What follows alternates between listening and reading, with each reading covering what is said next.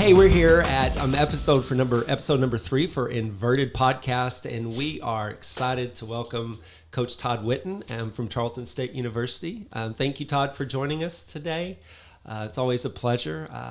So you just got back from vacation. Where did you go? We went to Costa Rica for a week, and it was really nice to get away. Actually, the middle of May, right after finals, and then right before our summer programs begin, is really the only time we can do this. So, yes. The weather was good. A little bit too much rain some days, but it was good. We had fun. Do you like when you go? Do you fish? Do you just kind of sit back and not do anything? Do you play like football on the video game, or it's like what do you do? You know, we like to go, so we'll spend a day fishing, maybe a day exploring, certainly some shopping, trying different restaurants, and you know, that's one of the things that has changed in my life. I remember back when I was a drinker, when I was using alcohol, we would go a place like that, and I would sit in that lounge chair for a week and hardly move. Wow. But anyway, so, you know, one of the things I've learned to do in my sobriety is, you know, staying busy. And that's one of the things, because if you're not careful, going on vacation could kind of be a hot spot for that. Right. And so, you know, and for me, living a sober life, it's important that I'm always working on strategies and things to do. And so, and Dana loves to get up and go. And so, yeah, we get out of bed early, we go eat breakfast, and we hit the trail and hardly slow down. Well, give us some advice, as you know, of course I've been married a while, but the guy on the other side of the camera is about to get married. So when you're on vacation with Dana, what have you learned over the years? Well, that, you know, she's really adventurous. She loves to see new places and new people. And so, that's really one of our main focuses, is to kind of soak in all that region sort of has to offer. And, you know, one day we rented jet skis and you know, one day we rented a boat that took us on a tour around to different beaches, and we went fishing all of one day. Does she plan the trip? Sort of. She likes the excursions and such. She likes to be really involved in that. And so, how about the shopping? Do you enjoy the shopping? You know, I just tolerate that. But there's the word for Cody on the other side of the camera. Tolerate. But I've learned to go along and mostly keep my mouth shut. Well, the entire Inverted Podcast is about, you know, this whole idea of how Jesus has flipped things upside down in our world. In just a little bit, we'll jump into how he's done that in your world. But before we do that, I thought it would be good to ask questions about football. That's okay. Sure. Did you always like football? Was football your sport? Did you know from like 4 years old, this is what you wanted to do? I really did. And so I enjoyed all sports, but I liked the way that football sort of goes through the course of a season. And so you know, everything builds up to a big game on Saturday or maybe Friday night. And you put in all of this work, these many days, you know, of work, and then you have the big game at the end of the week. And so and for whatever reason, that has always just really appealed to me. And then just the game and really all that goes into it. And so I've been a lifer. I have been a part of a football team probably since I was 10 years old. And so many years. I've coached in college for 37 years. And so a long time, but I also played baseball in college. And while I enjoyed that, we played like 60 games. And I remember going to the park some days and I would tease with them, but who are we playing today? I mean, it was just different like that. A lot of games. And so it was, and it was, so not so much, that was not so much for me. And so, but just really have loved the game of football all of my life. And so. Well, someone out there maybe listening or watching, they see you, maybe they're a junior high coach and they're like, hey, you know, I want to be where he is one day, what advice would you give them? It's really simple. Just work really hard and do a great job where you're at. And those, I think those promotions almost always come. And it takes a little while. Don't try to get too far ahead of yourself, but it takes a little while too, I think, to sort of maybe understand where your spot is, where your niche is. And so not everybody needs to be the head coach. They oftentimes in most football programs, there's a handful of really strong assistants that are really impactful and with the players in many cases. And so as I work hard to try to be involved with all of our guys, but it's not like being a position coach and the time that you spend with your players in that role. But yeah, just don't get in too big a hurry and enjoy where you're at. I think that would be the biggest advice I would give. Also, I once heard it said about Tony Dungy, which has been successful in the coaching world. Someone told him one time, hey, you're never going to be the coach you can be unless you learn to yell at your players.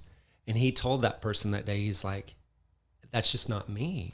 And so there was always this pull for him until he saw God really blow up in his life and provide ways and manners. He always struggles like, man, maybe if I was this person or that person. Is it important to stay true to who you are in your personality? I think so. I think that's the greatest advice I give young coaches, just be yourself. These young people that we coach, whether they be high school or certainly college age kids, they're like walk-in lie detectors. And Share. What do you mean? What do you mean by that? They know if you're honest and real or not. They can smell it, and so trying to be somebody you're not, you absolutely won't be effective. And so some guys are really effective raising their voice and is that you? Not really. No. No. I would probably be more like Coach Dungy, once in a while. But usually, when I do, I sort of regret it because it sort of gets out of my character, but there's no question, be yourself. Yes. If you really want to be effective and reach your players. But I know a lot of really good coaches that never raise their voice, and I know a lot of really good coaches that are kind of all over the place. Yes. And so there's no really right way or correct demeanor, should say. Just be yourself, and that's really good, solid advice. I was very fortunate to have Mike Levy as my high school coach, and his son is now, I guess, offensive coordinator or defensive coordinator at one of the large Division I schools. But I remember one time him getting upset at us, and I remember slowly putting on my helmet because I didn't know what was going to happen in the locker room. But it is interesting. Staying on that, coaching it's not easy on the family either. Is it? It is not. It really, everybody has to work together. You really, to be successful in coaching, you've got to have the support, I think, and love from your family. So it's almost like obviously it is a calling, but like for me, for Christy and I, we make a better team because we both feel called to it. And that's really well put, and I think that's when it works the best as well. Is when certainly the spouse and children. It's probably easier for the kids, Yes. going to practice with dad or the games or whatever. That can be fun. Certainly harder on the spouse. In my world, a lot of sometimes unfair criticism, but it just goes with the job, and but it can be difficult. In college, we've got to win, and so certain amount of stress involved in that. But there's no doubt. I hardly know of a good coach that does not have a lot of support and has a spouse that in a certain way feels called as well, because just a lot of long hours.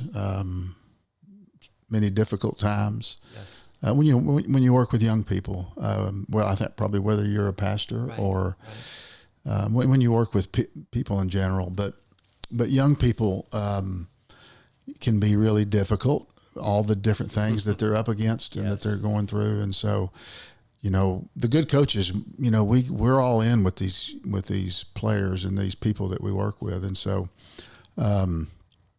it can be a strain and emotional, and so it takes really strong support from those closest to you. Can you speak to the spouse, whether that's a husband or wife, of the support role? How can a spouse support their husband or wife that's a coach? How can they support them? I think mostly, and work as hard as you can to kind of understand the situations that we're going to be in. And I think that's communication. Yes. That's probably the answer to a lot of questions, but,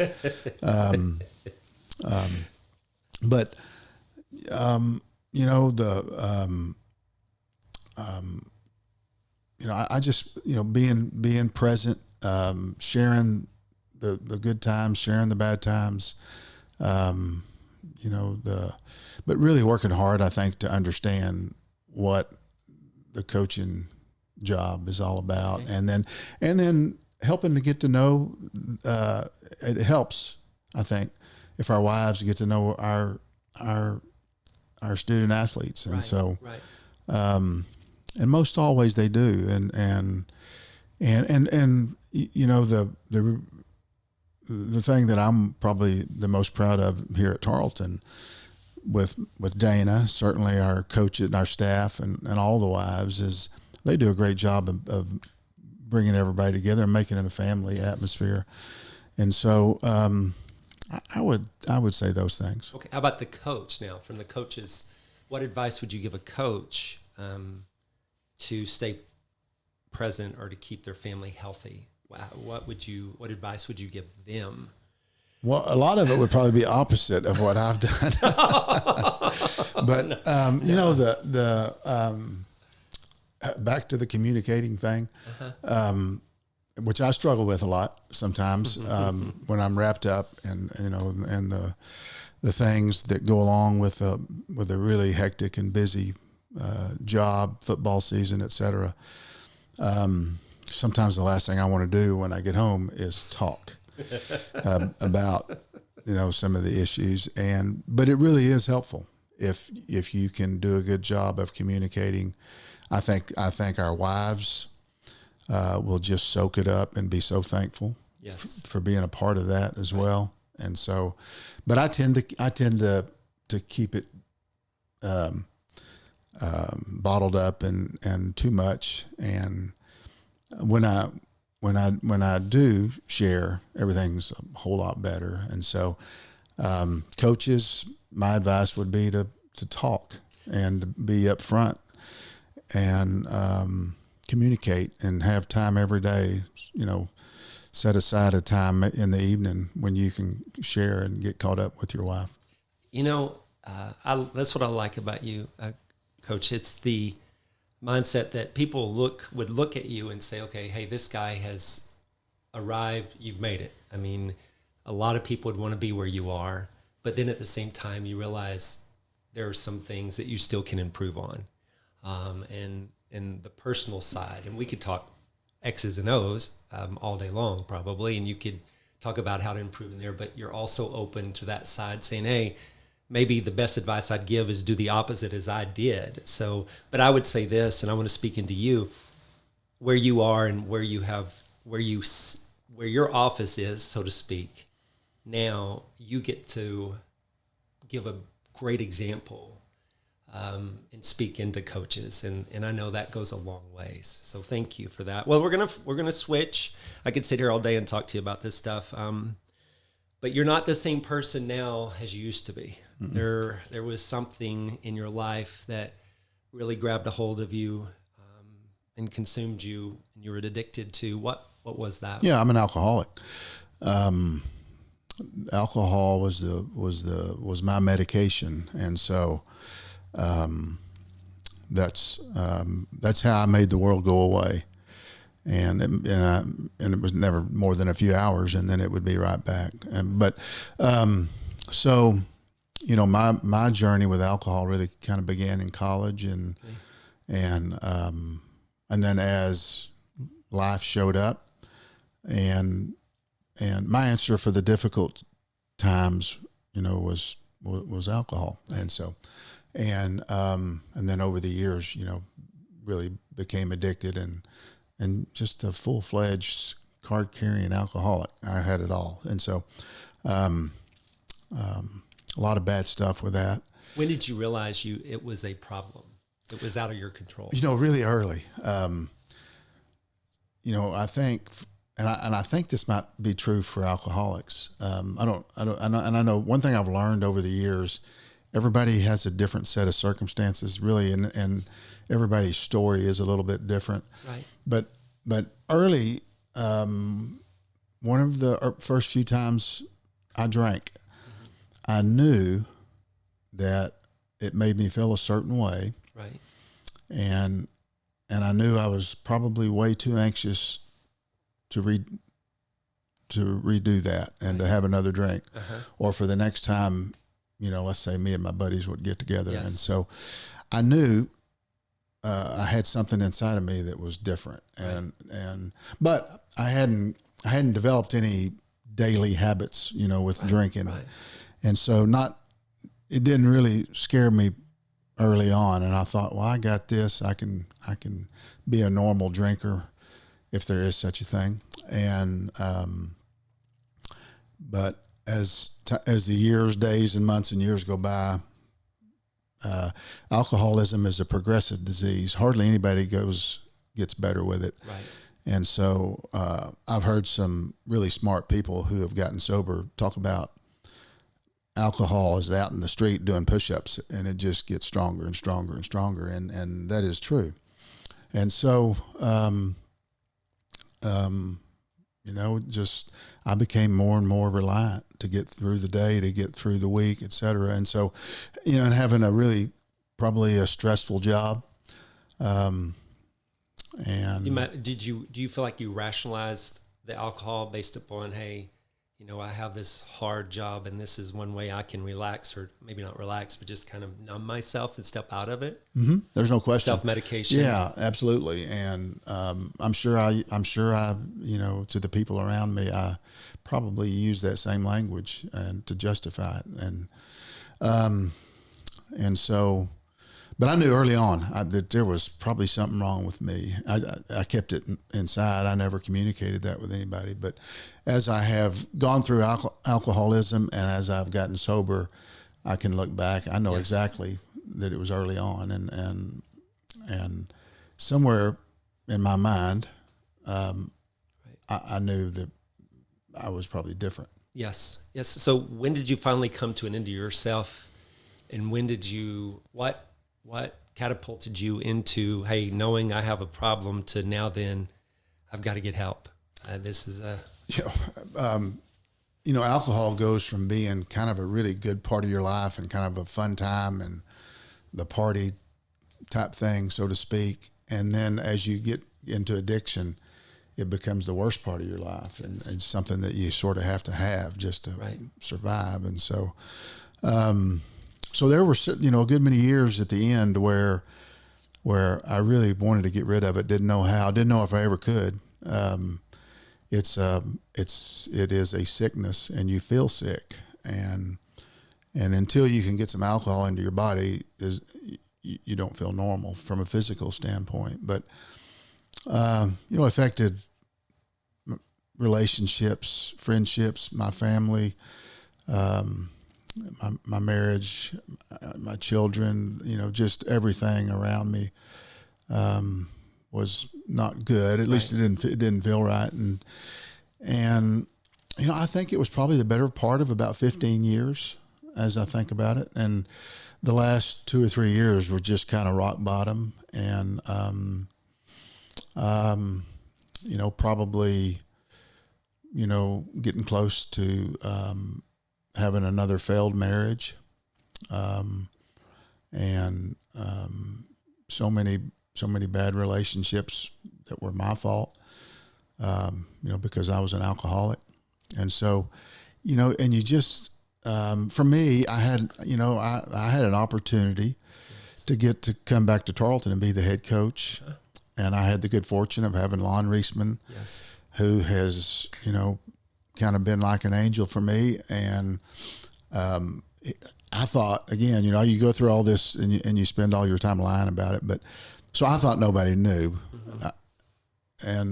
Or I thought maybe I was hiding it pretty good, but your mind's really never clear, and you don't know the truth about anything. But Coach Reisman knew. So so as we begin our discussions, about me coming back to be the coach again at Tarleton, it didn't take long, and he told me, he said, "I'm worried about your alcohol." He said, "I always have been. I knew you were a drinker, but my understanding is it's gotten worse." And he said, "I don't think that I've gotten bad information." And he had called around, Right. to different places I'd coached and people that were close to me. And Did you think people knew? Looking back, it was 100%. Everybody knew. But when your brain is kind of fogged up, Right. and you're in the midst of addiction, you just don't think well, and you don't get good information, or you don't allow yourself to. And so, my initial reaction to Lon was, "Oh, I'm fine. I'm good." But he said, "No, I'm not going to bring you back here. I don't want to do that. If you're going to come back Yes. and be an alcoholic and not do a good job with our student athletes and our community." And so then that would have also looked bad on Coach Reisman. And so it was really that was a big part. And I remember thinking, I got to do this. Yes. And so, and just kind of in the same time, talking to Dana, she had already researched and had rehab centers that took our insurance, and she had that ready and waiting. She had it in a little spiral notebook. So you found yourself in rehab. In rehab. And it was like one of those in Hollywood where it was really nice. And No. So the rehab that I went to was one that the county would. So the guys that got, and I was in the area, the wing, the dormitory with all the men. Yes. For rehab. And so then from that county, the guys who've had too many DWIs, Right. and were going to Huntsville, going to the penitentiary. Well, to get those guys detoxed, they had to go somewhere before they went to Huntsville. And so it was when your rehab. It was in your. and that first night I was there, I was sitting outside my room reading a book, and here come 10 guys in ankle chains and orange jumpsuits, and I asked the nurse, and she said, "These guys are multiple DWI folks, right, and they needed to be detoxed before they were incarcerated." Yes. And I just remember thinking, wow, boy, I'm not interested in that. Right. And so, just by God's grace, I've learned, I never had a DWI or did a lot of foolish things, but never had a DWI. And so, so you came out of rehab, and it was all over. I mean, you were done. I mean, you had graduated, and so that's what happens, right? You come out of rehab, and still a lot of hard stuff. Okay. And really, I'm going to be an addict, an alcoholic for the rest of my life. And so staying sober is a daily process and never goes away. But still a lot of tough things, a lot of daily work. I went to AA meetings every day. I went 90 days in a row. Wow. And I think that was one of the real keys to my sobriety. And they call it 90 meetings in 90 days, 90 for 90, I think. And somebody just happened to give me that little coaching point, and that stuck with me. Being kind of hard-headed, competitive, I really was determined, and I drove over to Weatherford. Again, I was worried about somebody catching. Right. Didn't want to get caught. Right. Yes. And so, but I learned in AA about kind of letting it go, and they taught me it's important to tell my story. And so, and you have been. Do you remember the day that maybe you had eye contact with Dana, and you knew that she saw the difference? She noticed there was a difference. Was that a moment, or was that just several moments over time? No, whenever she picked me up from rehab, I remember she said, wow, she said, I don't know how to explain it, but a whole different look. And just kind of clear eyes and I don't know, a certain countenance, maybe. I don't know if that's the right word. Yes. But she noticed there was a difference. Absolutely. Yeah. Which helped you. Right? Yeah, it did. Yeah, no question. And then, as the days go by and you get kind of more comfortable, and I got more comfortable with telling my story or just discussing my situation. Yes, more people would comment about that, and they kind of knew when the transition happened there. But one of the very best thing, I don't know that my players always enjoy it, but it wasn't long until I felt good, and I wanted to share with our team and our players, because that's where it all started for me. Right. Where I learned to drink was when I was their age, a part of a college football team, and so there's not a week that goes by that I don't visit with our team about. Yes. Don't end up like Coach Whitten, and so. Well, if I was going to have an arguing point with you, this is where I'd argue with you. But it's hard for me to, because yes, we're all addicts at some level, right? With some certain things, just alcohol and maybe drugs are openly more visible. But when you say that you'll always be an alcoholic, the only argument I would have with you is like, but you're a follower of Jesus now. Mm-hmm. And when he looks at Todd Whitten, he doesn't see a successful coach. He sees a son that he's proud of, that's forgiven, that all that is wiped out. Why is it important for you, and this is for helping me understand and for those out there that are listening, why is it important for you to say that you're always going to be an alcoholic?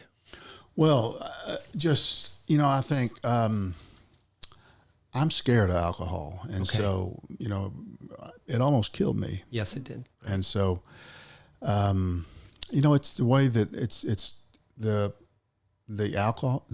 Alcoholics Anonymous program, which I'm very thankful for. Yes. It's sort of how they teach us, and and I said something early about I'm so thankful to get rid of this. Yes. And somebody in the room said, "You're not rid of it. Okay. It'll always, you're always going to have that part of me that I guess it's a gene or something inside of me that I'm allergic to alcohol." Yes. And if I drink it, I'm addicted to it, and then really bad things happen. And so it's part of, I think it's a mechanism for us to just the fear of it, to understand how easily we can fall back into that. Yes. And most of the people that I've known over the last 9 years, I know and have been around a lot of alcoholics. The ones that have gone back out and drank again, it just seems like 3 times worse. Oh, yeah. Goodness. And so, so I just think it's kind of a defensive mechanism that we use, and we as alcoholics, and we just remind ourselves we'll always have this in us, and so it's never a good time. Taking another drink is a bad choice. During this time after rehab, you came to Timber Ridge, and Pastor Nick was speaking, and it was a time that you realized, hey, I need to surrender my life to Jesus, mm-hmm. right? Can you tell us quickly about that moment too? Well, I knew how sick I was, and I didn't think I had any hope. I was really discouraged. Wouldn't share that with anybody, but in my own mind, I knew how sick I was, and so I'm now a month out of rehab and a couple of months into sobriety, and feeling good. Yes. And a lot of cool things happening in my life. And, Right. and so, I'd been in church really kind of all my life. And so I knew enough. I'd been in church off and on. Right. And so I knew enough to know that there was something outside of me that was making all this happen. I knew it wasn't me, because I knew a lot about me, and so my best efforts got me to be an alcoholic. Yes. My best thinking, and so I guess I came when the fog lifted and my mind was cleared and starting to clear. I realized,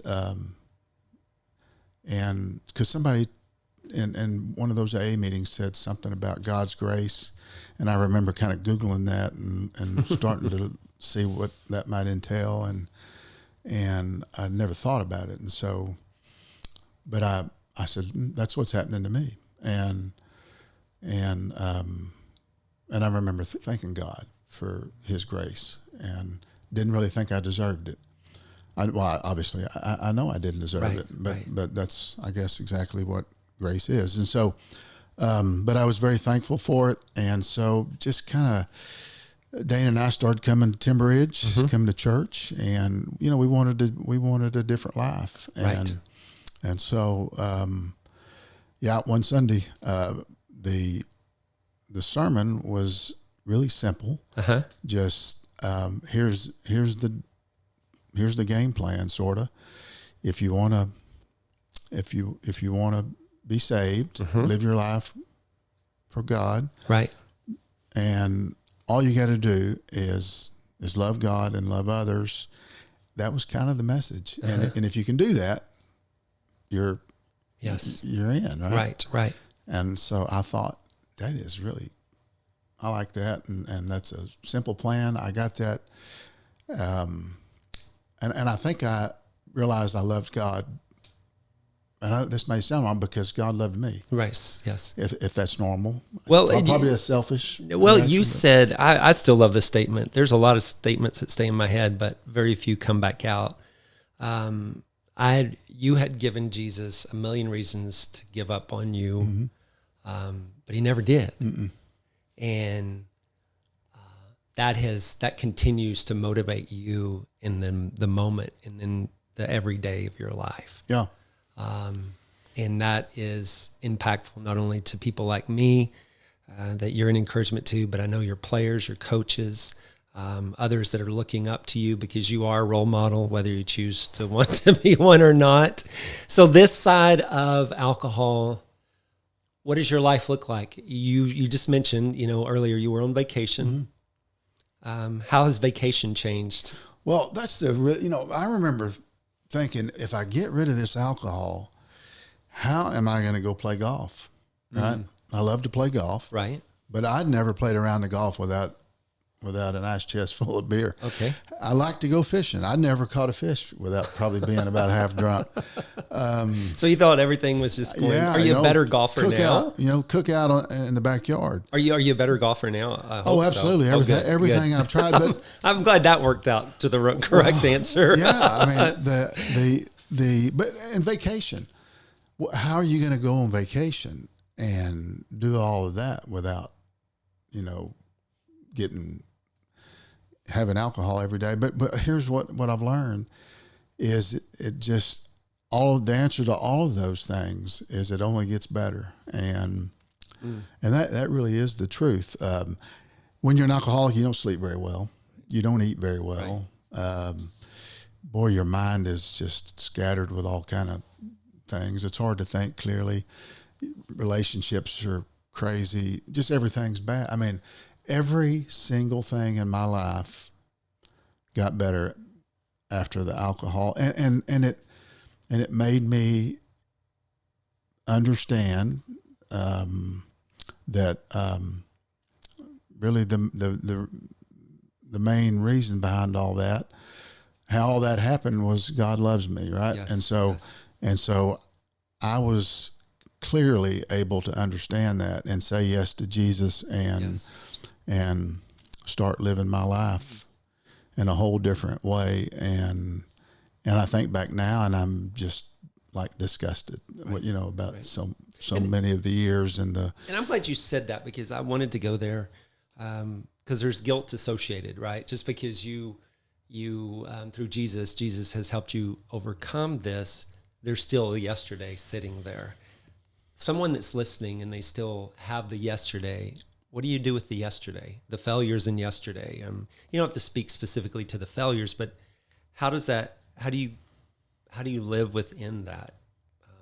Is it something that you just kind of dismiss, or you want to make better, or what is it? Well, I think that's, to me, saying yes to Jesus and being a guy that tries hard. And I know I still sin and lots of problems and all that, but I try hard to live my life in a way that would please Jesus. And so, I've learned how important prayer is. Yes. I've sort of learned that I can pray. I've learned that I can pray, and Jesus listens, and being around folks like you, you learn how important prayer is. But I've learned finally that God's forgiven me for those things. I don't know if all of the people that, I impacted, but I've kind of learned how to say I'm sorry and ask, and, admit my failures, try to make amends with folks. And I don't think you ever clearly get your street cleaned up on all that, but it's a lifelong process but when I get the opportunity, I try to do that. And so, but now there's going to be, the mistakes that we make, there's going to be some pain. Yes. And, while I'm forgiven, those are still facts. There's still consequences. There's consequences. Yeah. And so, I did all those things. I lived my life in a bad way. And so. And now you're part of a ministry here called Regeneration Watermark Church. It's one of their ministries. What is it to you? What do you think the Regen's going to do for people locally? Are you excited about it? Are you? Yeah, no, absolutely. Yeah. It's, it's just another avenue, for people with addictions to admit their addiction to themselves and to others, and to get started in recovery. And I think recovery and sobriety, there's a lot of different things that are involved in that. And so, I think as many tools that we can have in our toolbox to get sober and live a sober life is important. And so I think it's just really cool that Timber Ridge has decided to offer this. And so, so when you're in the midst of being an alcoholic, you just don't see any good. Right. And once you get sober and you get past it, the fact that I'm able to help some folks because of my experiences. So there is some good that comes out of my past. Right.